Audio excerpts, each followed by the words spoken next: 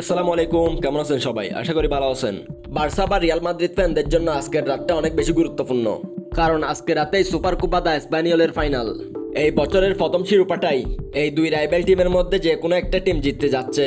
এই সিজনের প্রথম এল ক্লাসিকোর কথা যদি বলে থাকি, তাহলে ম্যাচটা বার্সেলোনার দাপটীয়ভাবে 4-0 জিতে নিয়েছিল। ওই ম্যাচটাতে মাদ্রিদের মেইন প্রবলেম ছিল যে বার্সেলোনার সাজানো অফসাইড ট্র্যাপ। এই অফসাইড ট্র্যাপের প্রধান শিকার ছিলেন এমবাপ্পে। ম্যাচে তার করা অনেকগুলা গুলি অফসাইডের জন্য বাতিল করা হয়। ওই এল ক্লাসিকোর কথা বলে নতুন এল ক্লাসিকো নিয়ে যদি কথা বলি, তাহলে ওই এল ক্লাসিকোর পর থেকেই দুই টিমের মধ্যেই পারফরমেন্সের ভিন্নতা এসেছে। ওই এল ক্লাসিকোর পরে রিয়াল মাদ্রিদ 14টা ম্যাচ খেলেছে, যেখানে তারা 10টা ম্যাচ জিতেছিল, একটা ড্র করেছিল এবং 3টা হেরেছিল। অন্যদিকে বার্সেলোনার কথা বলতে গেলে এই এল ক্লাসিকোর পর থেকে তাদের ফর্ম এত বেশি ভালো নেই, কারণ এরপরে তারা 13টা ম্যাচ খেলেছে, যেখানে 7টাতে জয়, 2টাতে ড্র এবং 4টাতে হার। বার্সেলোনার এমন পারফরমেন্সের কারণ তাদের প্লেয়ারদের ফর্ম। ওই এল ক্লাসিকোর পর লেভানডস্কির গোল ছিল 8টা, কিন্তু এল ক্লাসিকোর আগেই ছিল তার 16টা গোল। অন্যদিকে রাফিনিয়ার এল ক্লাসিকোর পরের গোল ছিল 7টা, যেখানে আগেই ছিল 9টা।